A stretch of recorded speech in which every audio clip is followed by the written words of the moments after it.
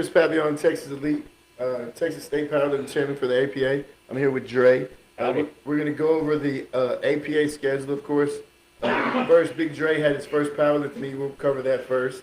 Hey. So he competed at Iron Compound. I did. We have several events coming up at Iron Compound Gym. That's a gym owned by Daniel Perales. Daniel Perales and Erica Cruz are a stronghold in Texas powerlifting. They hold a lot of good events, but not only that, they're great people and they have a great gym and a great atmosphere. So if you go over there, it's a pretty cool place to be. So I love doing events over there. So Dre, okay, so you trained at Texas Elite for your first meet. I did. How did you feel going into it? And what were your thought process about picking your numbers? So my thought process, first off, I was coached by Jack. Jack Rengel. Jack Rengel, which has basically he's got a history of powerlifting. I've been knowing Jack Rengel for like 20-something years. So, in full honesty, I think you prepared me for the absolute, okay, in your face, people are going to be in your face, people are going to yell at you, and, it's all about what happens whenever you get on the stage that matters. It doesn't matter if there's 13 cameras or 1,300 cameras on you. You got to perform. You got to do your best. Well, I think everybody's different in this situation, in fight or flight. And I feel like in certain circumstances, like a deadlift, like if you lift in an empty gym and you've never had an atmosphere, then you don't know what your deadlift is. Right. You don't know whenever you draw from an internal source. Like whenever you just take your mind to a different place and failure is not an option. And I don't mean that to sound tired. I mean that because I ain't gonna lie, I go to a dark place. Like even today, like my mom's sick. I got a lot of different things going on. You got a lot going on. I emotionally build all my pain and just like channel it into one moment where you just try to take it out on the bar. I think that's me too. Like whenever I came up, my first attempt, I smoked 500. I mean, it was as low as I could go because that was the only thing that I was like low and go. That's it. Just go up, put the bar up, and I think I look back on it, it only was like 2 seconds for like a 500-pound squat. And then I went for my second attempt. I didn't do a third attempt, but second attempt I came out there, and I was a little shaky coming back up and towards the hip, like shooting back up into it. No, on squat weirdly, like right at the waist, like the core to the waist, in that area. And I think that's to be improved, but see, on squat, like I told you, if I struggle on a squat, I've done this at the Olympia. I'm basing Scott Smith. Scott Smith ranked #1 in the country. Scott Smith done ESPN with Ed Cohn and done the Mountaineer Cup. All this, he's badass. So me and him are in a one-on-one matchup. I know that I'm not going to out squat Scott. Right. So I take attempt 2 and I'm struggling. I'm like, man, I'm not chasing him. So then I just say, hey, I'll skip my attempt and save it for deadlift. I'm not going to risk like trying to perform a squat, a maximal effort, only for a 5-pound gain. You understand? It's like okay, so say we're at 804 and I barely grind it out, what am I going to go through all that process for 810? When I could just chill, relax, go bench, and then deadlift, just save it. That's why I told you, just save it, big bros. The deadlift will be there. Yeah. So it's not really worth it. 5 pounds is not worth all that exertion on your total. In all honesty, if I was to go out there, I would have shot for like 560 last attempt. Yeah. I'm very certain now because I just did 485 with chains here, so like that extra fucking weight, like that extra weight on those chains is no joke either. No, of course not. Louis Simmons made that shit famous. Yeah, whenever you got that like whole setup and you taught me how to do it this last week, and then I was like, holy hell, like even repping out like 385 is great. I mean, it is absolutely like, I don't know. It makes you focus through the whole lift because like sometimes you can let up at the end, but whenever you have change, you can't let up. Yeah. So and it teaches you to explode through the whole movement. Right. Bro, okay, listen. Louis Simmons, I used to always talk shit about Louis Simmons, and this is why. Because I'm a fan of Greg Panor, I'm a fan of Luke Edwards, I'm a fan of Jason Coker, I'm a fan of every West Side lifter. But I grew up in the 90s, so if you want to be the baddest motherfucker on earth, somebody in West Side in your weight class is the baddest motherfucker on earth. I wasn't So born in the you 90s develop, yet. no, you understand what I mean. If I you know. go through powerlifting in the 90s, Yeah. so it's a love-hate relationship. But Louis brought so much to the sport, and training the way that Louis. Some people get away from training the way Louis trained, and I noticed that I'm better when I train how Louis trains. When we talk about the speed work, Yes. like the yes. 9 sets of 3 Yeah. on bench, we go maximum effort one day, and then we have the 9 sets of 3 where we switch grips. But then it gives your body some time to recover. Correct. You know what I mean? So, and then whenever I get away from that, like Louis passed away. So then now a lot of people get away from what he did, which worked. Absolutely. Imagine there's only 2 people who totaled 3,000 in powerlifting history. One of them was Dave Hoff, and one of them was Donnie Thompson. And a lot of, even Donnie will say that Louis had a lot to do with his career, and Dave, of course, was at Westside many years. Yeah, that speed bench work after this last bench, well, after this last comp that I did, that speed work is no joke. Like, It's no joke, but it also is not taxing on your central nervous system. no, not at all. So then you're able to like come back the next one and then do a maximal effort attempt, and then it's like you're recovering. Yeah. Because I can't do 3 times. Like I've tried like 3 times a week workout. I feel like I'm not working hard enough. Yeah, I feel like I mentally go to a dark place because it feels like I have too much time on my hands. I'm not working out. So unless I'm going balls to the wall in the gym for like a couple hours a day, Yeah. I feel I'm not getting what I'm supposed to do. So- And it may be mentally and I may be wrong, but it's just me. Yeah. So like I work better on a 5 to 6 day program as opposed to you, but then again, like we are 2 different, you know, 2 different people and Well, I'm 2 on different steroids weight and you're classes. not also. Yeah, that's also. So a big whenever thing, too. whenever you calculate a person that's on testosterone or any form of performance drug to a person like you, I recover faster because I'm Right. taking performance drugs and you're not. Yeah. And that's honest. Yeah. So I'll tell you a story real quick about Preston. Preston Turner is an IPF world champion. He's the NCAA world record holder for a long time. And me and him trained together.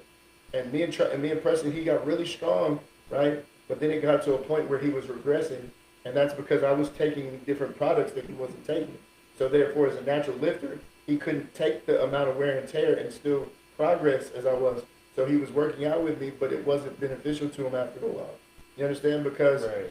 testosterone, tren, D-ball, all those different things help you recover faster. Because it's in your system. And if you're not taking them and you're doing the same thing I am, Yeah. I'm going to be recovered by the next workout and you're not. Yeah, I'm not. So yeah. therefore, your 'Cause the 500 muscle- bench is going to go to 480, it's going to go to 460. Yeah. Whatever it is, you're going to be regressing. Yeah, I think that's what a big notice is like, you know, especially in recovery too, because people that aren't, you know, enhanced as well, the new terminology, that aren't taking steroids because we're not PG. I don't give a fuck about that. But you know, I don't. Yeah, definitely not. But I mean, look, dude, I'm open about what I do because if you're not open about what you do, there's kids that are going to try to be like you. Right. And it's not safe. Steroids aren't safe, bro. no, Like Sean Roden passed away. I mean, so Andres Bunzer. There's been so many people. Look at Rich Piana. Especially when you start mixing like party drugs and steroids, the shit's not safe, bro. Rich Piana was a crazy one because that video that I watched, like the day or the 2 days before he passed away, where I think his girlfriend or his wife was videotaping. Yeah, I heard about it. I heard about it. Yeah, that's a hard watch. That's a hard watch, yeah. yeah. And I mean, knowing that, like, that's what, you know, happened. Of course, they always say heart complications just to make it, you know, seem like what's that is. Like, you know what he's doing, you know? And My homeboy, my best friend, died of a drug overdose the night of Olympia. So I know exactly how that feels. I know how it is. and it sucks, too. Yeah. It sucks. It But does. it's like, you know, we're going off topic here, but it's fine. Doesn't matter. Yeah, Topic. exactly. But like they're making that new movie with the Mr. Olympia. I forget what it's called off the top of my head, but they're making that new bodybuilding movie, and I really forget what it is. I'd have to Google it here in a second. But yeah, Has it been done before? Or is it a sequel? no, it's an original one, and I think it's the dude who played in Creed 3, that black guy. Oh yeah. Not Junior, the one that he faces, but yeah, he. So is it about the Olympia or is it? It's about the whole like path to the Olympia, like bodybuilding and everything. Do you know the path to the Olympia? Fuck, I don't know. Okay. So Does it look like I bodybuild? I mean, okay. So okay. It used to be AAU, right? Okay. And Joe Weider would bring the people. It was AAU before it was the IFBB, right? And so Joe Weider would bring his people there to compete. Well, Joe Weider had a magazine, so the AAU would say, "Hey, man, your guys have already been doing photo shoots and stuff, so they're considered professional. So they're not allowed to compete in this AAU." Joe Weider tells them, he says, "Listen, man, if you do not allow my lifters to compete, I'm going to create an event that is much better than this and it'll surpass this." And then they're like, "Well, go ahead and do it." They take his bluff. And then Joe creates the Olympia. You know what I mean? And the Olympia to this day is the most prolific bodybuilding meet in history. You know what I mean? So it's crazy, the impact that Joe had. But whenever they were doing those, was that it? The movie? Yeah. So this is the movie. It's called Magazine Dreams. And then post cut, whenever I put this on YouTube, I'll actually like put it like in a little thing on it. But yeah, he's a. What year is this reflected off of? It might be Sergio Oliva. Ooh, I do not know. That is a good ass question. Yeah. Anyway, well, back to the powerlifting meet. So let's get back to this powerlifting meet. Okay, so you were going into the bench. How did you like go into the bench?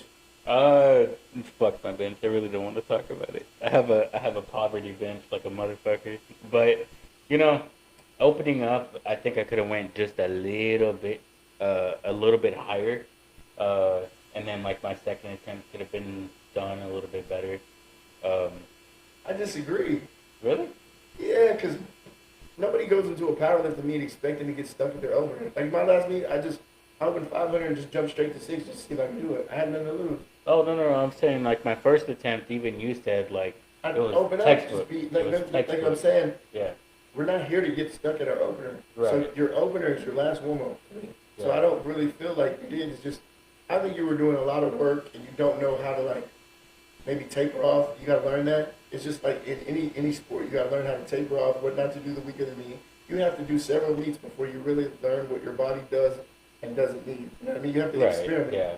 And in one meet, you're not going to be able to do that. Right. And you had one meet. So you didn't fail. It's just you, like Einstein says, you eliminated one process. Yeah. I mean, it was definitely good. Going into that, I mean, I failed my third, which, I mean, my shoulder's still fucked up still. But it is what it is, you know. We lift heavy. It's a part of the sport. It happens. Bro, I've been 9 for 9 one time. Yeah, I was about to say, I've spoken to so many people after my meet that they were like, you show me a person that gets every attempt, I'm gonna show you the pussy. Yeah. I was like, Scary. they're like only weak people that pretend to be strong ever. Not even that. Like, bro, eventually your balls are gonna bite you in the ass. Oh, that's like it. if you have heart and determination, eventually your mind's gonna tell your body that something you can't do. You told me that before, where even like warming up, whenever I failed, which caused me to go to Texas Elite because I realized that everybody around me couldn't help me on a 455 squat. You remember that video? Yeah. And nobody could help me, and I was like, okay, I need to reevaluate this where I'm at because I failed that 455, and you told me you're like 405 is kind of like that. Like I told you, 405 is a dangerous squat. Yeah. And then I told Fonzo this, 405 is a dangerous squat because it's heavy, but it's something that we just know we can do. Like, if you've been powerlifting forever, 500 is an easy squat, whatever it may be. But sometimes you don't bring your mind on these lifts. This ain't shit. Well, sometimes those lifts bite you in the ass. Yeah. You know, especially when you're fatigued. When you go from deadlift, like say, like today when we go from deadlift to squat, and your hips are already fucked up, and then you go, and then you think that you have the same confidence, but your body's already worn out, those numbers can get you. So it's like Gene Bell. I used to like Gene Bell. He's a powerlifting legend. His son's also a powerlifting legend, Ian Bell. But Gene used to do a lot of 8 sets of 3 or 9 sets of 3. And when you get to like the 6th set, your body's so fucked up that you're having to mentally tell yourself to prepare for this weight, whether it's 600 or 700, but you're already taxed. Right. So therefore, you're having to bring your mind to a place in these sets because you're gassed already. So it teaches you the longevity of the mind of, hey man, you still got to pump yourself up. This weight may be easy, but you've already had 6 sets of it. So therefore, it teaches you a little bit of mental strength. Yeah. The way he does it. I like Gene Bell. I competed at Gene. That's a good mindset, though. I competed with Gene at the Olympic a couple times. He's my coach, and I did very well. So my best this week. Gene's a very good coach. He's pretty good. To me, he's the second best coach in Texas history next to Josh Bryant.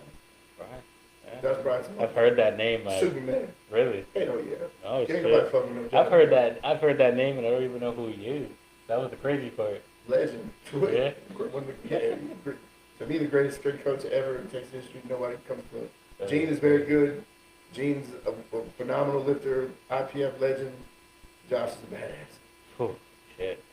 So yeah, I went into the squat 2 for 3. I went into bench 2 for 3. I fell third attempt, and then I went into deadlift, and deadlift is like my sport because I have short legs, but like my leverage is because I'm short. Because like my leverage. Not really. I mean, I'm you're short. short. You're short, but you're just not no built. Bro, you're not just built for deadlift. So I mean, No, I'm not saying I'm built for You have deadlift. short arms But I'm short armed. and Yeah. small hands. Yeah. Yeah, so you're not taking. You do good on deadlift. Don't just talk about because- my hands like that. I mean, I've seen. Okay, you know who Jason Coker is? Uh, Jason Coker will squat like no. 9 something. He'll bench like 8 something. He'll pull like 550. What the fuck? He's badass though. It's my brother. Like I love this Jason Coker. He's from Westside Barno. But Jason, his hands are like this goddamn big, so he can't hold on to the bar. So his hands are like little fucking dwarf hands. Goddamn. Yeah, he's my That's uncle. I love that guy. funny. I competed him 1-on-1. I had to I'm give tagging $1,000. him after this. He's gonna tell you the same shit. Yeah, but you know, I went 3 for 3 on my dead. But honestly, even when I was done and I looked at Daniel, I was like so hyped because I think that was 540. Fuck, I don't have it in front of me. I don't remember. When I looked, 530 or 540. I don't remember. when I looked at your demeanor, you didn't look shook though. No. Like you really looked confident. I could tell by your swagger that you were confident in the moment of the lift. Like you weren't really doubting yourself. Like you No. weren't. I know when the motherfuckers doubt themselves. I Yeah, can see it. He's But seen me you in were here. swagged up, yeah.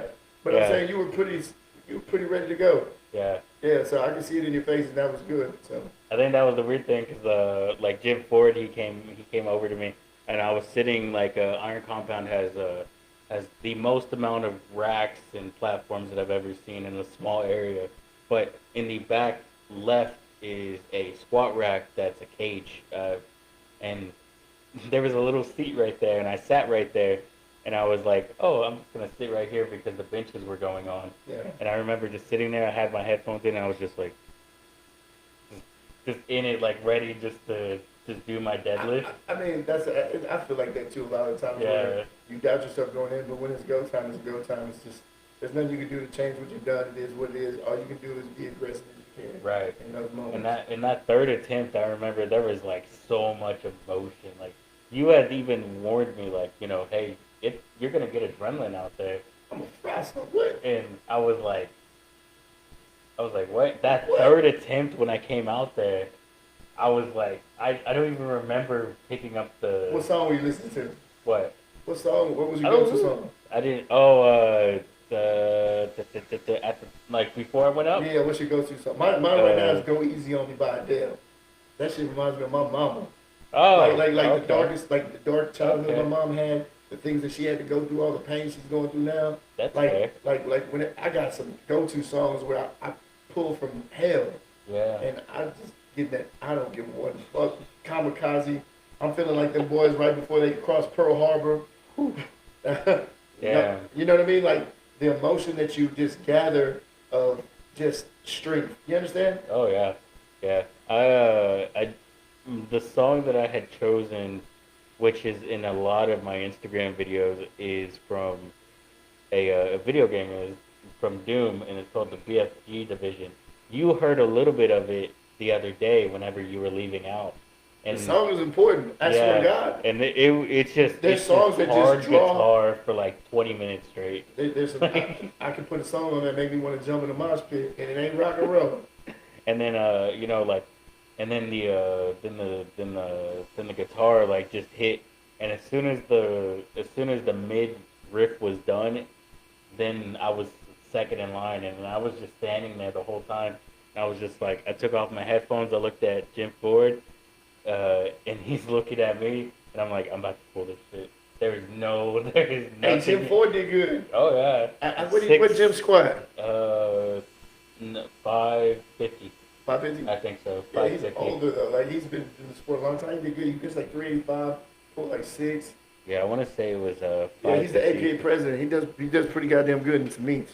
Oh So. yeah, he he was pretty good though. Okay, so look, Daniel. Okay, so Daniel Perales, he competed not too long ago, and so I think he missed 700 at his last meet he did, but he's gonna try it at state. So I'm interested to see because okay, so ever since he torn his pec, it seems like he's been coming up a lot on squat and deadlift. He's definitely. I keep seeing his videos and I'm like this motherfucker is he's gonna fucking he's gonna pull. I thoroughly believe all, at that event he's gonna pull I think he should. Yeah, he's seven right there. 705. I've seen him pull like 675 a million times. 700 gotta go. Yeah, I hate that I'm not gonna be there. Yeah, I hate that. It's gonna I be a hate lit that event. one. Okay, so we have the Texas State Powerlifting Championships.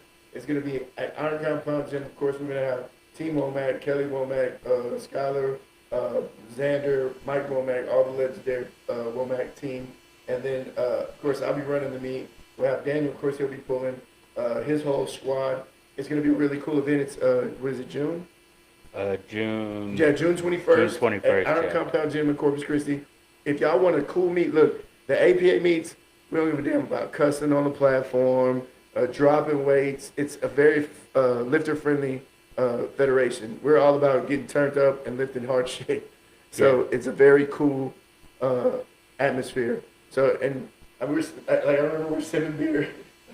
We're sipping beer. Oh chilling, yeah, watching like this. right after my. Everybody stole my beer, bro. I was mad at the motherfucker. So Jim Ford, okay, so Jim Ford weighed in at 244. I'm gonna use pounds because you guys. Oh, he barely yeah, missed 242. Yeah, so he was almost there at 242. Ooh, Jaden Ferrari So, did good too. Yeah, Jaden so squatted 733, bench 730. 507, Yep. total 1791 as a kid. He did good. oh yeah, and then Jim Ford Bill came Godwin in is third. old school. He's 52. He bench what? Yeah, 363. 363. Old Yo. man. Get out there, old man. Oh yeah, then Xander Xander did bench 931, 930 bench. Xander. and then Kelly broke the record right at Yeah, 402. she broke that again though. She did seven. Yeah, she did She did again? 475 this last meet. God damn. And then Jason Anning did good. So Yeah. it was some good lifting. Man. It was a good event. I remember going up, and then even me and Jaden talking, and all of them. They were all. I mean, everybody was really, really, really good, and and the takeaway like from my first meet is I think the only thing that could have been any different than let's talk about like how I actually performed. What do you think? Like from an outside perspective, you know what I went through. I trained almost, I mean, 5 days a week. I feel like you did. Honestly, I feel like you did what you were supposed to do. Yeah. You did. None of us. In round one, none of us are just gonna do what I've never. Okay, to tell you the truth, I've never walked into a powerlifting meet and done exactly what I wanted to do. I've won a lot of shit in my life. Yeah. I've done this at a high level for a long time. I've never walked into a meet and did exactly what I wanted to do. So I've always had overconfidence in myself or something that just didn't work out. Whether it be I'm gonna squat this, I'm gonna bench this, or do that. I've competed over 100 times, and never can I say, hey, that meet went exactly how I wanted it to. I wanted So, I wanted 14. I say every meet is a different storm, and we weather the storm however it comes. There's going to be a different atmosphere, different crowd, different settings, different Lighting, view, different lighting, yeah. different everything, different people, sponsors, different everything. atmosphere, I different. feel that. Yeah, so then we weather it however it happens, and then a confident human being, which me, I'm very confident in my ability to perform. I always end up picking more than I can do on something and messing up. So then I can say, oh, well, I failed. Well, the next person's goals may be lower than mine, and they may have achieved them. It's Yeah. just up to you. Yeah. I think that you did exactly what you were supposed to do in your first meet. You Yeah. did. I'm not going to say perfect, but you lived up to your capabilities. You hit some good attempts under pressure. You didn't let the cold sweats or the nervousness beat you. So I think you put up a good performance. I'll give you a B plus. B plus. I'll take that. That's a B I'll plus. take Well, that. B I'll plus take is the that. champion mind frame because I'm never going Right. to give. We always going to have something to get better. Yeah. And an A, if you have an A plus, that means you can't get better. Right. Right. There's always something You to show me build a man on. with no weaknesses, I'll show you a man that can get stronger. Fair. That is fair. I think honestly now is just to go for 50 from there. I think you got more than that. Yeah. I I think think you need get to take. past that mental. I think you need to take a couple months though, like really build into it. Start doing those rack pulls. Start getting your lower back stronger. Yeah. And then just open up a little higher on everything, and then just put the puzzle pieces together. I'm going in August. What means that? We have the The Nationals. Nationals. Oh, We so have so at the much shit community going center, on. Yeah. we do have APA Nationals. This is going to be a lit event. So, right now at the community center, it's going to be me, Jim Ford, of course. Mike Womack is going to have the APA National Bench Press Championships, sponsored by Mike Womack, and then Jim Ford is, of course, going to do the full meet, which is going to be lit.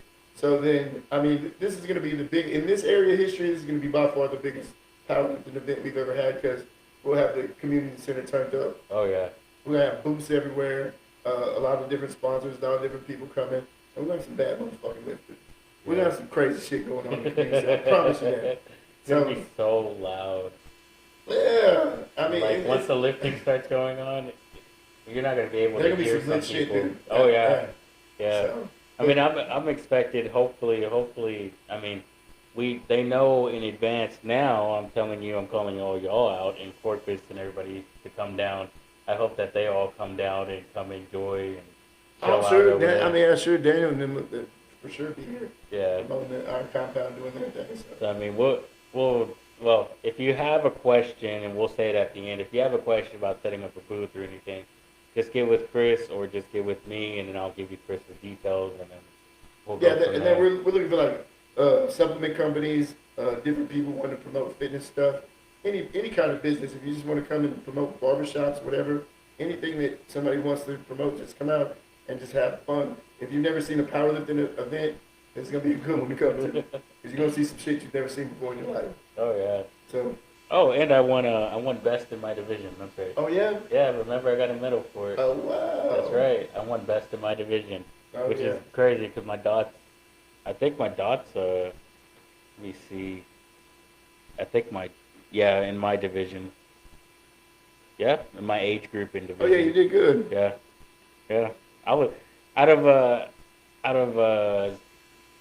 like we'll say 12 or 11 lifters. I don't remember, but I came right in the middle, and everybody else that was ahead of me has been lifting for like, And some people are 10 plus drugs, some years. people aren't. I mean, Yeah. I'm saying you drug free. I know you're drug free. I know I'm drug free. I know you're drug free. I know I'm drug free. I know you're drug free. Even though how many people on the fucking internet, I'm looking at you right now, want to say, oh, he's on steroids. I wouldn't be this damn big if I was on steroids. That's complicated. I know it is. I'll never beat the allegations, though. Like, Yeah, and when people say you're on steroids, I say, yeah, you're right. You're right. It's just like, Fuck, you're right. right? You're right. I can't even You're argue right. with you. I can't How'd even you know? argue. You're right. How did you know? Did you watch all the podcasts about us talking about steroids all the time? Yeah. I know. So, but now you did, hey bro, I feel like you did good. We have another. Okay, so what other events? We have okay, one Live for coming up. Gifts. Live for Gifts will be at our Iron compound Compound, too. yep. So if y'all don't know what Live for Gifts is it's a charity event for toys and stuff like that. We'll be donating toys. Any lifter that wants to come and lift at Iron Compound in December, just bring some toys for kids. Last year, of course, we did it at Rock's Gym. We raised over 500 toys. We had news coverage, all that stuff. So this year it will be at Iron Compound, and this is going to be a cool event. Of course, Jim Ford is going to waive all fees for the. If you're not a member of the APA, you can lift at this meet free because Jim will waive it because it's a charity event. Every lift for gifts, he's going to waive it. So there is no entry fee. Just bring toys. So on that note, so we clarify, is that full power? Or is that It's going to be full deadlift? power. Full power. Full power for sure. So that is a full power meet. Full power. Because I know they also do an event with the deadlift. I will be party. scheduling Gym Cash too, because my boy. Okay, we have the Gym Cash. Right. We raised like almost like. It's like over $1,000 for him, but I really wanted to do better. But it helped him. He was happy, and that's all that really mattered. And but I will be doing a Gym Cash too because he still does have medical bills. So I will be doing a charity meet for Jim again. When's that? I haven't scheduled it yet. If y'all know who Jim Cash is, Jim Cash is a 220 from the 70s. He used to compete against Larry Pacifico, Fred Hatfield, Joe Ladner, some of the greatest lifters of the 70s and 80s. He actually beat Larry Pacifico, one of the few people that can say it. And I mean, just a phenomenal lifter, phenomenal guy, phenomenal person, absolute warrior. I used to remember like being a kid and getting those magazines and reading about him. Damn. So next thing you know, I'm getting messages and then following my career. Like sometimes it's like crazy. Like I become friends with these guys, and it's like I'm friends with action heroes. That's me. Like right after our meet, and everybody was posting me, and I had like so many photos and shit. I was like, oh, there's Jesus Olivares. He's in my DMs now. Like, wow, he was in your DM? yeah, he gave me a thumbs up. He was like, wow. And then Jonathan Kaiko, Jeez. he was in there too. Yeah, and me and him, we don't chat, but like I always tag him in some shit on Instagram. If you ever see me on Instagram, we tag each other and shit every once in a while. And because we're into the same stuff, which is weird, because like I don't know if we're the same age or not. I mean, bro, you got the talent to continue to go. Yeah. Like this is not a 1 year journey or a 2 year journey. You got plenty of time. I mean, bro, Daniel. I remember telling Daniel Bell, the all-time world record holder on total as a heavyweight, right? You're not even a good power lifter. This is when he was totaling like 18, 19, right? This man went on to total 2,600 pounds. We used to talk shit to him when he wasn't even good. You know what I'm saying? Now, if he told me to shut up, I'm going to just say, hey, okay, when you want me to talk again, bro? Right? If he told me to shut up, I'm not even going to say nothing, man. I mean, that... Daniel Bell, like, we used to pick on him. Like, bro, you're not even good. You only got like an 1,800-pound total. And this man now has like a 2,600-pound raw total. That is crazy. That is crazy. When I see him, I just bow my head, bro. I apologize, bro. I know, which is crazy because we're talking like just on the thing of Raw too. Jesus just pulled 903 too. That's crazy. Like now on a stiff bar. On a stiff bar. So he's at 903, 1,013. This is in training. This is even in comp. This is all stiff bar too. You know what I'm gonna put on his ass now. I got somebody for him. And then his bench, Jonathan Kaiko. I got somebody. I put Blaine Sumner on. Okay. Bro, you don't know who Blaine Sumner is? No, I've seen him on Blaine Instagram. Sumner totaled 2,800 pounds single ply. Blaine has like almost 900-pound bench, 1,000-something squat. Blaine is a motherfucker. Blaine is, but boy, go get out there tripping with Blaine if you want to. Blaine beat that ass. Yeah, huh? Which is also crazy too because he was And in the comments. Yeah? Hell yeah. God damn. But I know for a fact he was in Jonathan Kaiko's comments the other day while I was on Instagram and I was scrolling through because Jonathan Kaiko just did a 606 bench at 93 kg. Wow, that's crazy. And Blaine is an absolute killer, bro. I was like, holy shit. He's had multiple Raw world records. He's had single ply world records. Blaine is a fool. I think hey, Ray Williams is another one. Ray Williams, but I think Oliveira's I think Blaine Sumner would give him more of a match than Ray. But Ray is a motherfucker. You got to watch Ray too. Yeah, there's somebody else out there, and I forget his name, but he just did a Colton. There you go. But bro, he don't even count. He's a 260. I was about to say he's 260 though. He'll kill all of them. Yeah. So weird. He just pulled a thousand something at this last. He did 1,050 for 3. 1,050 for 3. No, he did 1,050 for 3 and change. Oh, for 3? He don't count, bro. For 3 on deadlift? God damn. He made me want to retire.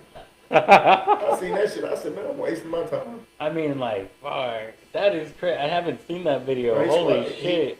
No person to this point has squatted 1,000 and pulled 1,000 in the same meet. And I think he almost did it. Like, he either did it or almost did it. No, he almost did it. He let go. I remember Jim I think it was 905 or 920. Oh, okay, so then he missed the second. Yeah. So he totaled 2630, bro. Yeah, because Jim Ford had sent me the video, and he was like, "Look at this Colton dude." We were talking about him right before the meet, and then like after his meet, we were just bullshitting and shit like that. Then a couple weeks went by, and I had seen where he barely missed a 1,006 or something. I would like to see the comparison between him and Lamar Gant. Ooh, that is. You know Lamar Gant? Lamar Gant at 123 deadlifted 677. He bench pressed 300 raw, and then And he squatted like right around 6. Lamar Gant was a fucking monster. We're talking about KG, right? I'm talking about Lamar Gant. I think on dots, the only person I really think that could give him a run is probably Lamar. Really? Lamar will squat about 6. He'll bench over 3 raw, and at 123 he'll pull like 677. Lamar Gant's one of the most phenomenal lifters of all time. That is fucking crazy. He was beat by the only person I can say that beat Lamar was this guy named Joe Bradley, and Joe Bradley was a 123. He's the first person to bench press 3 times his body weight. He weighed 132. He bench pressed 402 raw. He squatted over 600 pounds, and he deadlifted like right around 6, and he was a 123, 132. Good Lord. And he was like, he looked like Bushwick Bill on steroids. You know the Ghetto Boy? Yeah. That's about like this tall? That's what he looked like. God. Strong as fuck. Jesus, that is crazy. But, okay, so here's to put it out. So June 21st, we have an APA meet in Corpus Christi at Iron Compound, Yeah. right? Mhm. We have another one in July, but that's not a meet. That's Mike Womack. Oh, that's Mike Womack's, but that's in Los Fresnos. So that meet, of course, is called it's going to be Iron Asylum, Los Fresnos. Of course, they're going to have all Team Mike. I'm going to compete in that. I'm going to try to put up a big total. Oh, shit. And, Hey. I'm going to get on Austin Horton's ass. This is going to be my moment. Yeah? For all those people, like, I remember when I got out of jail, you have Austin Horton, Sean Martinez, all these little peon powerlifters that never did shit in their life, talking about you washed up, and you ain't got it no more. I said, y'all keep that same energy. You act like you're 60 years old. Yeah, I like it. It's like pre-workout to me when I hear shit like That's that. fair, yeah. I'm like, bro, this how you really feel? Tell me how you really feel about it. Yeah, it's like, put it to paper. Show me up. Put it to paper. Yeah, That's how you show feel? me up. Yeah, yeah. That's what motivated me to even get into, like powerlifting. Put my numbers out there because everybody was like, "You ain't lift that. That's only for Instagram." And I'm like, "Fuck that. I'm gonna go prove that shit." Hey, man. Fuck My favorite workout partner in my life is AJ Alvarez. That's Alfonso's son. If I load up 900 pounds and I ask AJ, hey, AJ, you think I can get this shit? He gonna say, hell no. Hell no, that shit is to bury you, pal. Goddamn. I like, ooh, I like that. Grab my knees. I say, hey, grab my knees, AJ. Fucking wrap my fucking. Grab my knees, It's bro. gonna be either my last squat or my best squat. That's music to my ears. What? He knows exactly what to tell me. That is some shit, man. There's different personalities, bro. Yeah. Like, okay, so Preston was a guy you have to like kind of be soft with him and just remind him who he is. But AJ, if AJ asks me, hey man, do you think I got this? I'm hell no. That shit could bury you, AJ. That's fucking funny. I just imagine somebody. That's like, my motivational speech to AJ. Huh? Fuck no. I need that person at a meet just to be like, the guy that's about to go squat like 1,000 pounds. You ain't got that shit in you. You ain't got that shit in you. You about to bury your knees in that ground. You'll be surprised how that's motivational shit. Hey, my mom, I'm facing Jimmy right Pacifico, and I tell my mom, I said, Mom, I'm going to the gym. I'm facing Jimmy. She's like, boy, have you seen his muscles? I said, Mom, you think Jimmy can beat me? She said, hell yeah. My mom was there at the meet, and she was like looking at Daniel and everything, and she was looking at Daniel, and then she was looking at some of the other guys and Chris Goucher and them in there. Chris Goucher's very good. And my mom was like, have you seen Chris Goucher live? yeah. That's a bad motherfucker. I follow him on everything. I even comment and shit like that, like, cause I'm so impressed He's with a what he does. fucking ball. Yeah, and I'm so impressed because I think maybe I'm wrong. I don't remember, but I think he's so close to 750 right now. He's so close to 750 on everything. He's Yeah. raw as fuck. Like, yeah. And he's completely raw, which is And he's crazy. very smart. Like, he doesn't do dumb shit. Like, I never really see him miss a lift, and I've seen him progress a lot. And it's a slow progression, but it's consistent. It's consistency. Very consistent. He's very good. And he doesn't get a whole bunch of injuries. He has knickknacks here and there, but not bad. Yeah, it's mainly because I think he pulls a what do you call Hook hook rip, Mhm. and he rips his thumbs a lot. He always posted about ripping his thumbs, and he has super glue in his bag, I guess. And he's like, "I'll just put super glue on it and hope we're good." Oh, I'm good. like, God, no, like fucking yesterday on that rack pull, I fucking tore my fucking finger. It's all healed now, but remember I was just like, oh, I guess I'm bleeding now.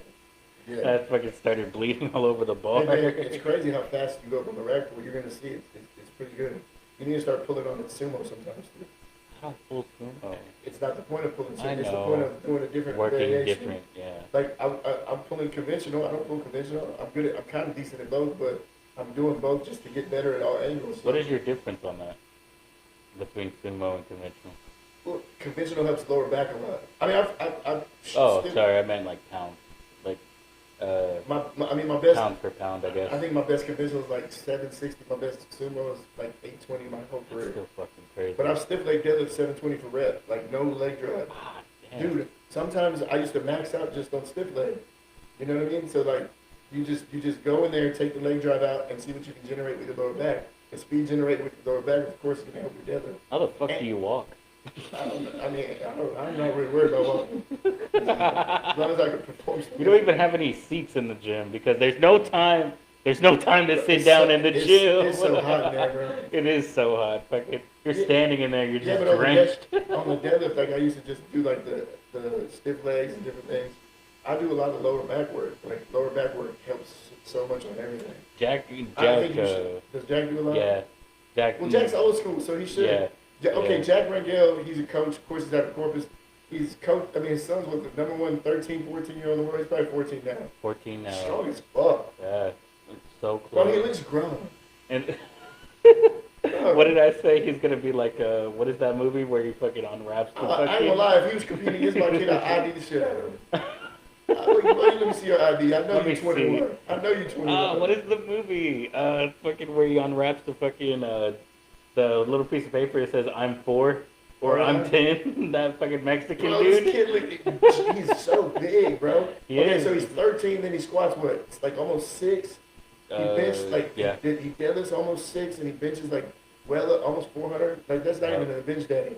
I mean, I've never seen no like in Texas powerlifting. I've never seen no young kid do that type of shit. He is to the point where if you Google the And he's strongest, drug free. yeah, and if you if you fucking Google his, if you even Google, I think still now, who is the strongest 14-year-old in the world, and it's his name. Yeah, It's and Carson you know what he did? Rangel. Mommy. Yeah, that is true. Because I was telling him the numbers. Okay, here's the number one. Don't beat him.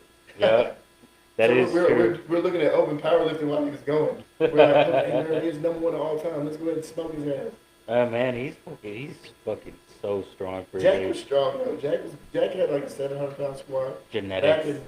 Back whenever there was barely like I'm talking about the suits are so thin, like marathon suits. Yeah, So Jack was one of the first people I really knew that could squat 700. Him, like Milo Mills, and different certain Texas powerlifting legends of the past. But Jack was a strong motherfucker.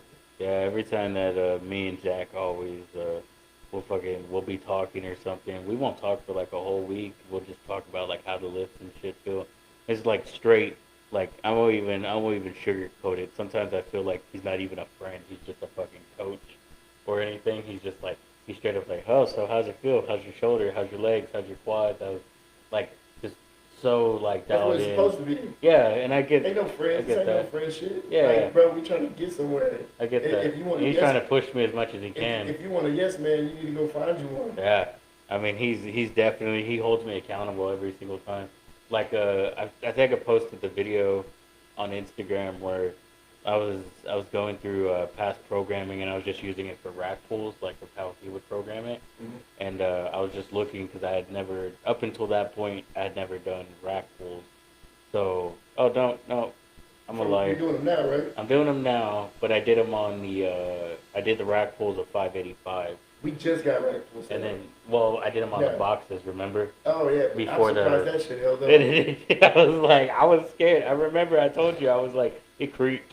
It creaked whenever it got on I mean, shit, as long as it there. held up, shit. But it held. But I remember like going through it, and he said, yeah, if you ever have this rack pull set up, then this is what I would want you to follow.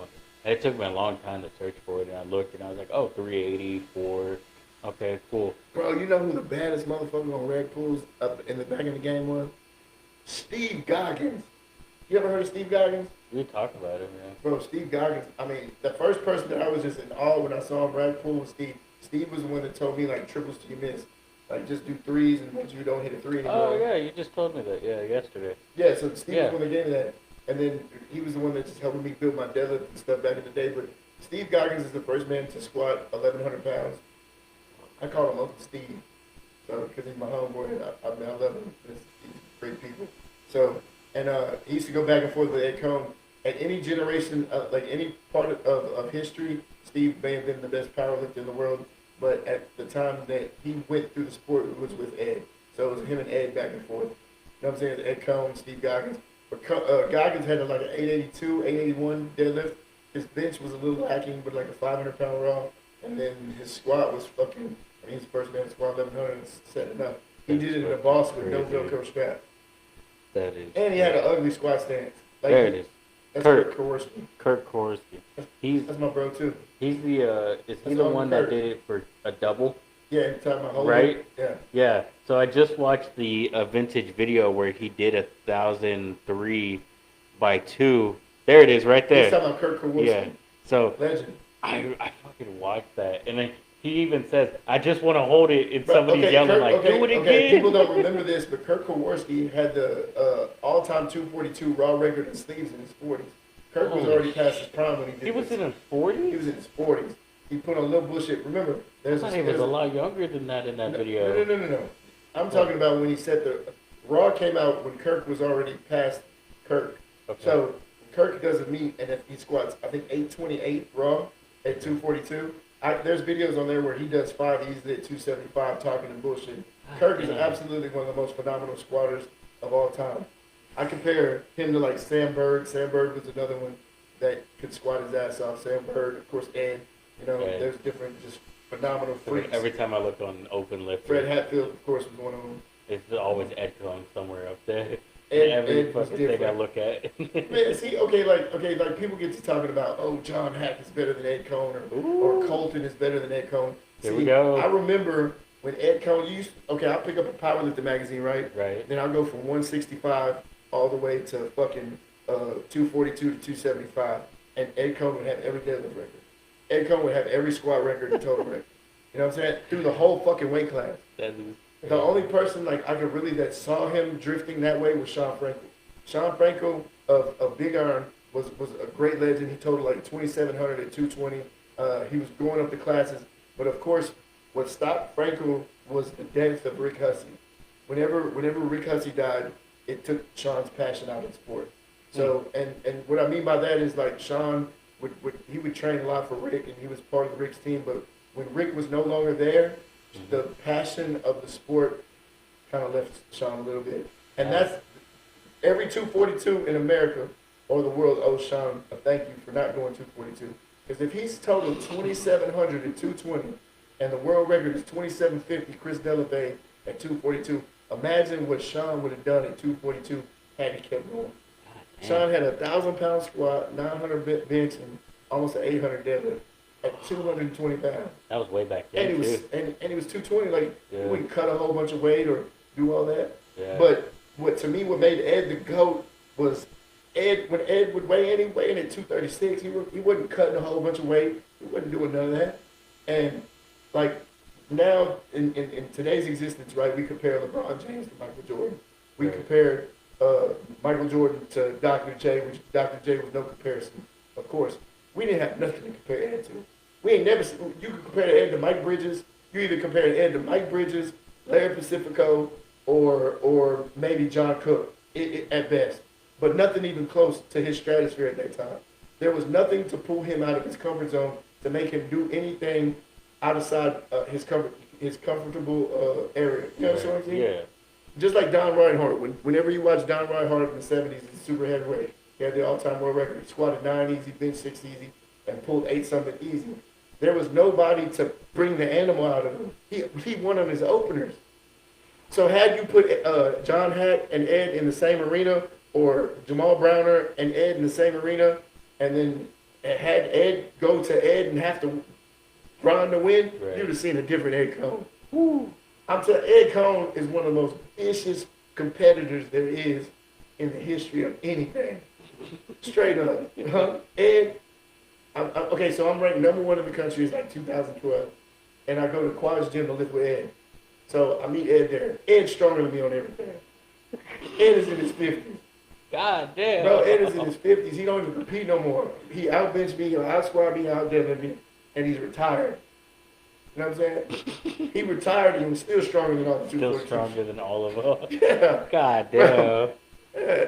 That's how I feel like some of these like younger cats are gonna be like whenever they get older, and it's just gonna be like the generational gap is gonna be so weird, cause like I don't know, What do you mean the generational gap? so like like whenever like we have a generational gap between us because like my lifting experience coming up was all like basically from USPA and USPLA and all that. The older guys I have to learn from you, like Pacifico and all them, and then like everybody knows Jamal Browner, and all that. But like I really sometimes whenever like we talk, Jamal Brown I'm don't like, count.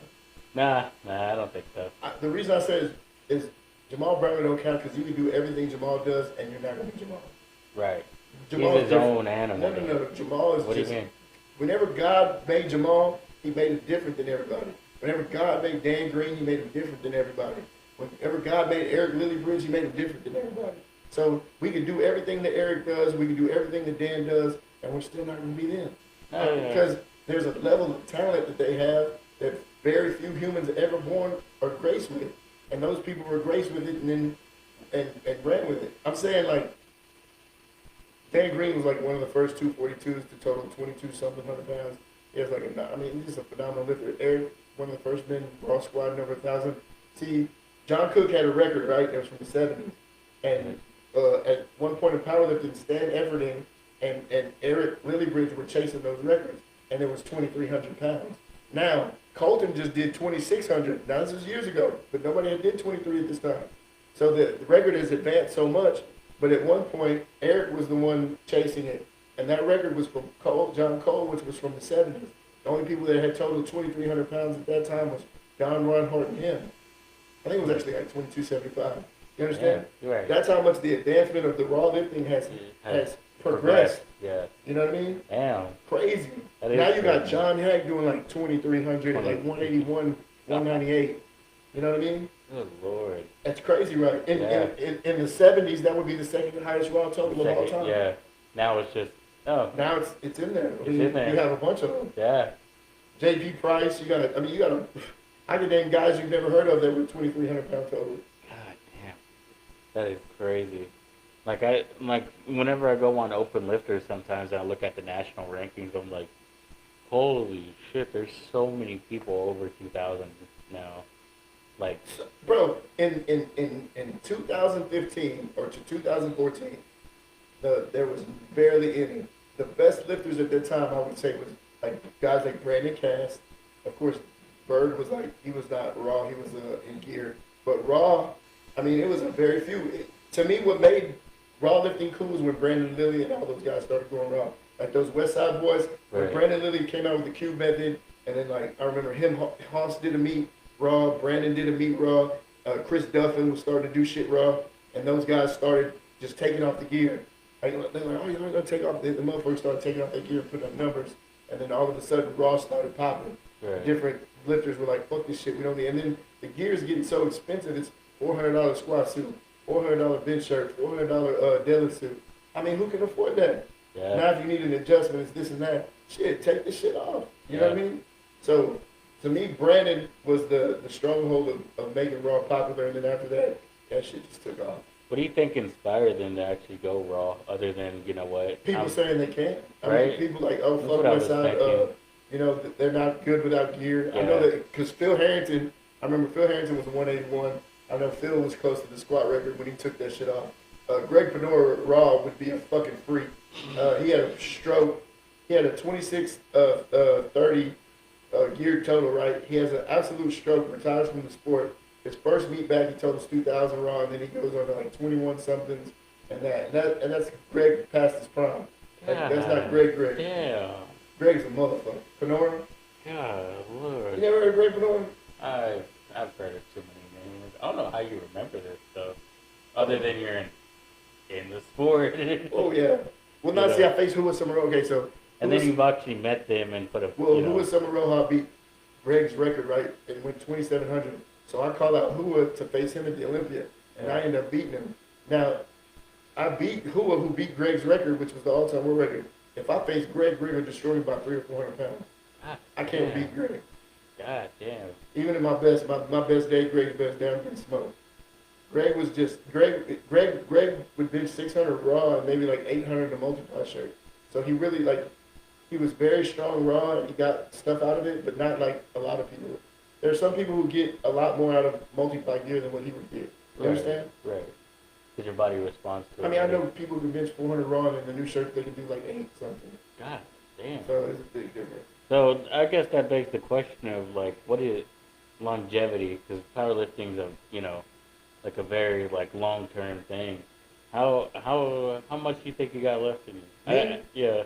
I You don't gonna know. go till you can't? I don't know. I don't care. Yeah. I go till I can't. I Go mean, till you can't? yeah. To me, right I'll now. put you in a walker squatting 600 pounds. 600 pounds wouldn't put me in a walker, son. No, I'm gonna put you, whenever you get into a Oh, walker, okay, yeah. I'm gonna put 600 pounds. Walker, 600 put you in a You're walker. gonna do box squatting. But now look, I really to me, I'm just proving to myself I can get what I had back. That's the only thing I'm doing this for. Yeah. Because I would already walked away from the sport, but I want to walk away on my terms and doing it how I want to do it instead of a system, a person, hey, we're gonna arrest you, take your career, and so I'm gonna walk away when I'm ready to walk away. And when I do, I still want to be a part of the sport where I'm helping people get better and watching them. Like when I want to be an old man in a rocking chair watching my lifters compete. You know what I mean? And different people. We're gonna put you in the corner at Texas Elite. Yeah, I'm in the corner. We're just gonna put him in the back corner. And In the back corner. He's gonna be over there like squat lower. Remember, I saw Donnie Thompson, legend Donnie Thompson, total 3,000 at 46 years old, and he just quit. Like, was he in his prime? This man just told him something nobody's ever told him in powerlifting history. How can you say he's not in his prime? Yeah. He just did something no man has never done. Right. So That's such an open-ended question about being in somebody's prime, though, because you never know if they're gonna get better, unless they obviously have an accident or a full tear or anything. But I mean, even at that too, like people tell you all the time, if people, whenever I tore my calves the same way, like they told me that I wouldn't be lifting the same or lifting heavy again. And the same with like, I know you post a lot, it was your bone break. And the same thing, it's just like you come back and you figure out that you're stronger than what you think, Man, there's no doubt. Yeah, I mean, it's crazy. It's like, and that was the thing too, like whenever I split my calf and they were like, you're not going to be able to we got lift. this humble shit, right? Right. So I talked to Pablo Garcia about this, people, you need to be humble or you need to humble yourself. I'm never going to dumb down the way I feel about myself or other people's own self-esteem or whatever. Right. Like, if I feel, like, because I've been in dark places, like prison, right? Like, somebody said, what, you're cocky or you're this or that. But have you ever had to talk yourself out of killing yourself? Have you ever been in a dark room where you're alone and you had to talk yourself out of suicide? Your own voices are what are telling you not to do it. And then there's a voice telling you why it's not worth it, and there's a voice telling you why it's worth it to continue. You know what I mean? So I'm always going to listen to the righteous side of my voices in my head. You understand what I mean? Oh, yeah. Like, because in the moments of our life, we can only listen to ourselves or what we're capable of. Because I know what it is to be in a hospital bed, broken arm, you may never come back or whatever like that, and telling myself, you know what, I'm going to come back, and just telling myself the positive reinforcements of what's possible. You know what I mean? Just like with you and your ankle. Yeah. So then I'm never going to apologize for the way I feel or what I think of myself to fit other people's expectations. And I think that's a crazy thing, because I don't even think you know this, but like back in, God, it's been a couple of years now. Actually, back in 2023, I actually tried to take my life, and I ended up in an inpatient facility for a good while. Whenever I came out, I remember the very fucking first week that I came out. I remember I was like, this shit sucks. Like, how much we fucking expecting from other like people, expecting to get like, sympathy? just happy, like sympathy or things, yeah. And I actually I That's actually why I'll grew. never apologize. Yeah. I'll never apologize. How you feel about you? Right. If you want to feel great or tell Yeah. yourself the things, I'm never apologizing for that. Yeah. Because those moments are the moments you're going to talk to yourself. Nobody be there. And I hate now that I've run past that. I hate when people are sympathetic to me because I want to hear the real thing. You know, don't tell the Andrew back in 2022 and 2021. Oh, things will get better. It's like, dude, fucking things are gonna suck. You're gonna Hey, get bro, look, check injured. this out. You know. So my homeboy Scrapper in prison, and Scrap says Scrap's been on meth or some drug. Like he's one of our homeboys. We play basketball together. He tells Sergeant Burleson, which is an absolute bitch on Palenque unit. She tries to fuck with everybody, always shaking people down. Scrap tells her, "If you take me back to my cell, I'm gonna kill myself." And then Scrap is that's our dog, bro. Like I love this dude. So then she says, "Oh, take him back to his cell. He's bluffing. Take him back to his cell. He's bluffing. He ain't gonna do shit." The next thing we see is a bloody mattress with them wheeling out Scrap. Scrap's dead. Scrap killed himself. You know what I'm saying? So in any moment where a person tells you something and you take it for granted and you think it's a game, I remember we watched him get wheeled out of there. She told him, "Man, if you take me to my cell, I'm gonna kill myself. If you take me to my cell, I'm gonna kill myself." He killed himself. One of the most saddest things I've ever seen in my life. One of a good spirited dude, great people, family, just got on some drugs, and once you're spending on that stuff in prison, your mind goes everywhere. Yeah, well, you got time to think. Too much time, and your Too cells much, are worse place to be by yourself. My brother tells me that too because he went too, and he said the same thing. He's like, you know how much time, he's like, you know how much time I could have been a good brother, a good father. I can't get that time back. Like I can't, because I was real young whenever he went in. Whenever he came out, like I was already in high school, you know, going to high school, and he was like, all those years you ain't seen me in a single photo. That hurts. That hurts. Like you don't see me in anything. You don't see me in family photos. You don't see me in my kids' photos. Like it sucks. Trust me, I understand. Yeah, and you know, it's like I say, and I post it very often. Like I'm thankful for him because like whenever he got out, and even to my adult years though, like even the darkest moments, are God creates great things from dark moments, bro. It is what it is. It's like everything's gonna be a testimony, but you have to live through it. And then you have to withstand it and just continue to go. That's why I'm always like, you know what? I'll go to church, I'll praise God and everything else. But I also know the realism of like, you know, he's gonna give you a battle. He's gonna give you an emotional, a physical, something. But he's gonna know that you're stronger than what you think you are. At the end of the day, you know. But it was crazy because whenever I got out of my inpatient facility, I remember like just learning that like full real thing of like, dude, I gotta be an adult. Fuck this shit. Like, you know, like I was like, fuck this. Like I don't give a fuck what anybody thinks about me. I don't care. You know, and I think I told you yesterday like what I posted, and I was like they don't fuck your haters, dude. They don't pay your bills. They don't give a shit. The only reason they're hating is because they can't do what you do.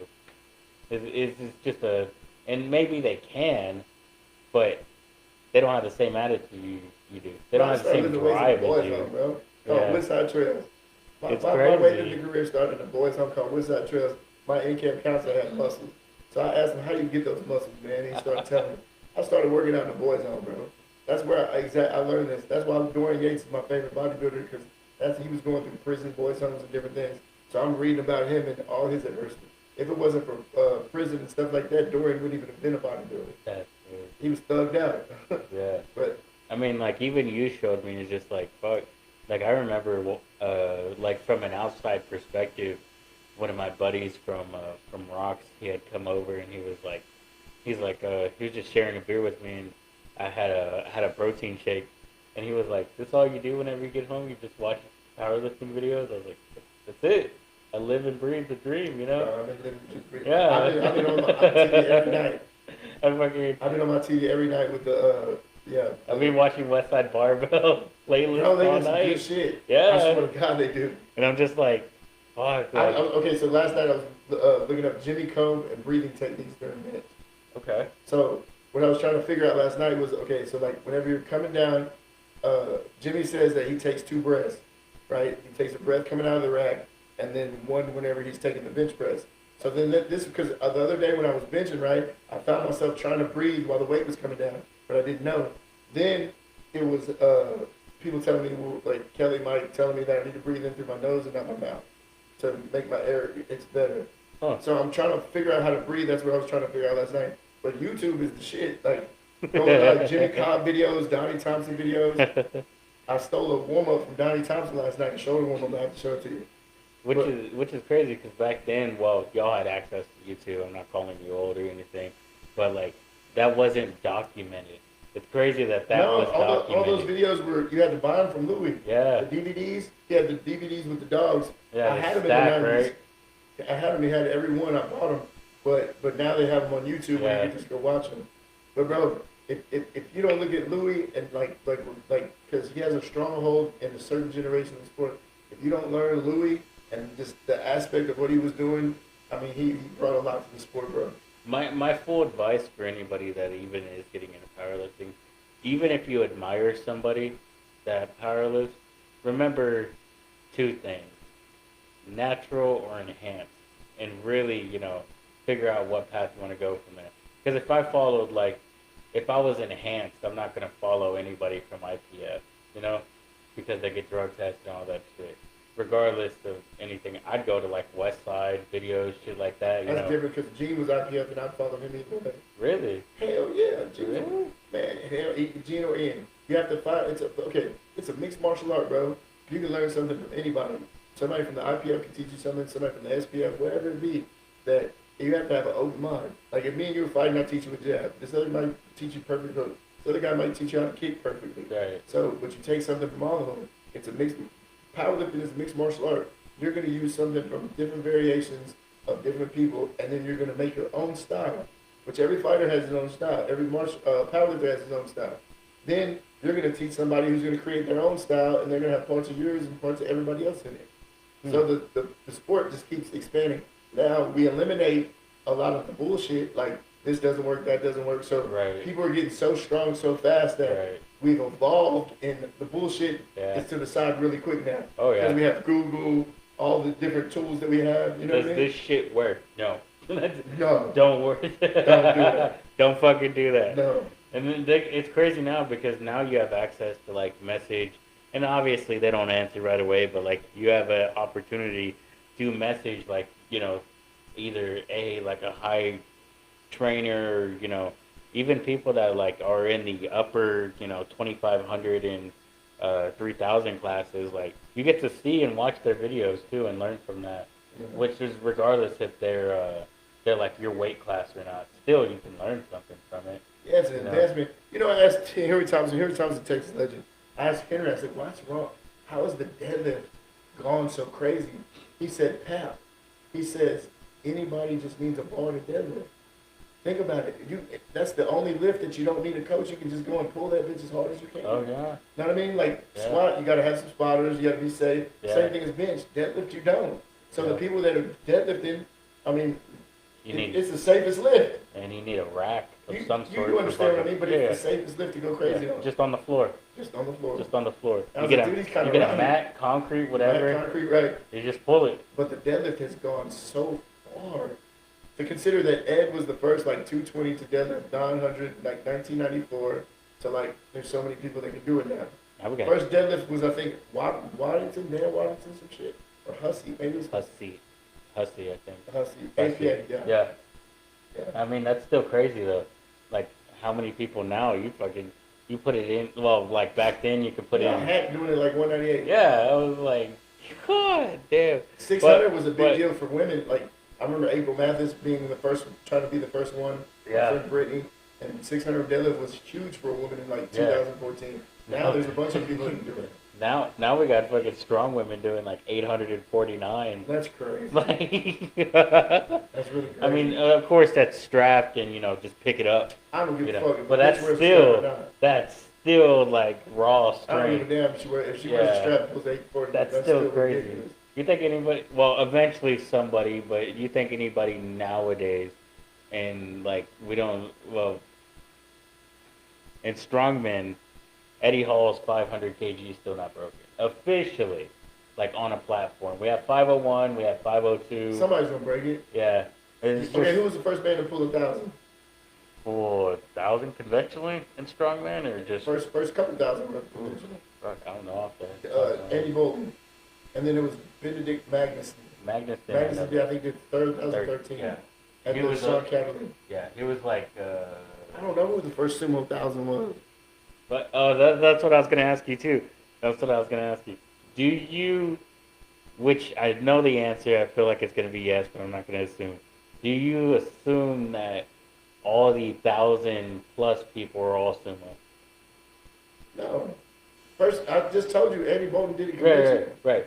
I get that, but well, I guess Benjamin Madison did a conventional. The first several thousand, and in 2015, there were more 900-pound conventional deadlifts than there was sumo deadlifts at 900. But you think because the sumo got like very popular that I think everybody people goes for it? perfected the technique of the sumo better to this day through the technology and different things that the sumo technique is better now. Therefore, people are getting more out of it through the advancement of technique.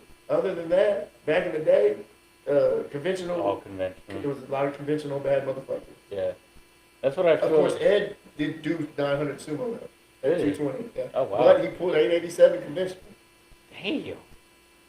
after injury. So he switched to conventional. I was just about to ask that. I was like, was that before or Ed after had the injury? and on Ed's behalf, Ed always pulled for a world record.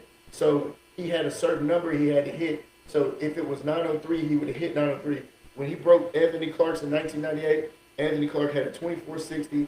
Ed went 2463 with an 887. And it was pretty easy. If Ed needed 905 to get that bitch, 905 would have went that day. I just feel like, I don't know. Maybe it's just because, like, maybe my search history and stuff like that. But I feel like I see more sumo pullers than anything. Today. Right. But okay, but And I'm saying you got a nowadays. longer bar. Yeah. Ed pulled that shit on a motherfucking IPF straight bars. Straight bar. Yeah, so you got these long ass bars and kabuki bars and different shit. Of course, you're seeing more sumo because that's of the advantage of the different shit that's coming out. So I just watched a documentary the other day where, and I don't remember the name. I'm sorry, but it was a guy, and it was the first time ever that 1,000-pound squat had to be attempted, and they couldn't fit the plates on. Oh, you it. talking about Maureen? Was it Marine? Whenever he's falling and shit, and then Yes. he got it on his third attempt. Yes, he got it on his third. Yeah, one. that's yeah, Maureen. I remember that attempt. Yes. He failed 3 times. Yes. And failed 3 times. Bro, he's such a G. And the first thing he did, which is crazy because they finally got the footage. That was the whole documentary, was documenting the first 1,000-pound squat in history. And But some people will custom it. Some people say it was Dan Weaver. Some people say it was Fred Hatfield.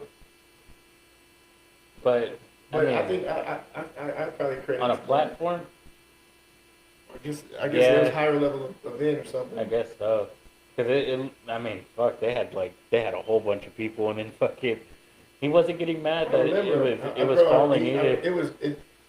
You know who I commend more than anything on those squats were the people around him because he put them in danger. Yeah. And they allowed him to do it just so he could get the record. Yeah, So they weren't tripping. We're going to still spot you. We're trying to help you. yeah. But the bar was falling, and Yeah. they still let him attempt it. And they I'm tried like them so. motherfuckers, they so. They tried so many times in that video where they're just like, But it's remarkable because he gets it at the yes, last one. it's just like, but he's not. I think that the thing that I took away from that is like he's patient with it. You know, he's walking out, and I can't remember what side it was. The first one starts tipping a little bit. Well, I think at that time, if he had the mono where he didn't have to walk it out, Right, it would have mono- been good. The mono would have been good. Definitely. I feel like the walkout is what got him, and Definitely. the stabilization. Yeah. But 'Cause- then he ended up sinking it. So it don't Oh matter. yeah, he slumped the shit out of it too. Because in that interview, they're saying that like, oh yeah, before he went up there, he's like, this is it right here, and I'm gonna sink it, and I'm gonna hold it, and I'm gonna make it look like I'm gonna go for a second Who's one. the first person to squat 900 in competition? John Cook. Come on, bro. I'm telling you, John Cook, bro. I'm tired. Man. I'm not tired. I just don't know. I can't even say that. I can't even lie to you. I just don't know. I need to touch up my history more on powerlifting though. Yeah, we're good. It's only Alright, it's only been a year and a half for me. Okay. All right. Well, Texas Elite, we had a good little conversation. We're gonna wrap it up a little bit. Okay, so right. Well, let's cover the Here we events go. coming up. Yeah. Here's Okay, here's so- the official. Thank Official you schedule. for staying to the end. Official schedule. Okay, Yeah. so next month is June, June. We're in June. July. No, we have No, June 21st. Yeah, June 21st. Yeah. June 21st, Iron Compound Gym. Yep. We have the Texas State champions. That's full Chicks, power. The full power is the Iron Compound Gym. Yep. Daniel Perales, of course, Erica Cruz, great people, phenomenal atmosphere. It's going to be lit. Amazing We're gonna have people. a great time. Then we have July will be the Iron Asylum meeting. Iron Asylum with Iron Mike Asylum with Womack. Mike Womack. I'll be competing in that event. Yeah. That's an APA event, of course. It's ran by Mike. It's a Mike Womack of Bench Daddy meet. Then we're gonna have August, which is the APA National Championships At the Victoria Community Center. Victoria Community Center is going to be the biggest powerlifting event in this area history. There's no going to be powerlifting. There's going to be no other powerlifting event in this area history that you can compare it to. There are going to be a bunch of tons of great lifters and supplement companies and different things. It's going to go down there. And then there are 2 events in the community center. 2 events. One is the APA Mike Womack's Bench Press Nationals, and the other one will be the Jim Ford APA Nationals full meet. So those 2 things will be going on. There'll be and I'll be competing in that one. Oh yeah, good. Yeah. So then we'll have booths everywhere. Different things going on. Supplement vendors, different people, different businesses. So it's going to be really cool. Of course, Live for Gifts will be in December. That'll be at Iron Compound Gym, and it's going down. We're going to have a toy drive. Last year we raised 500 toys for kids. The goal this year is 1,000. We're going to see how good we can do. Shout out to Daniel Prowse. He's given me his gym to do this. So he said, hey, if it's for the kids and for the toys, you have no fee. My gym is free. So we usually pay a little fee to use the gym for me. He waived the fee because it's a charity event. And so shout out to Erica and Daniel for doing that. He's really good people. And all you got to do for that meet, if you want to compete at all, is just bring a gift. For a kid. And then that one, they have to be singleted? No. Yeah, they got to be singlet. Do they? For sure. Yeah. Okay, yeah. Just for safety. Yeah. Singlet and belt. And then I'm pretty sure somebody would have a belt in case. But, we'll figure it out when you get there. Figure it out when you get there. Yeah. APA, Texas State Chairman, we got Dre. So thank you for tuning in. We will have some more updates, and we'll be back next week. Oh, yeah. See y'all later.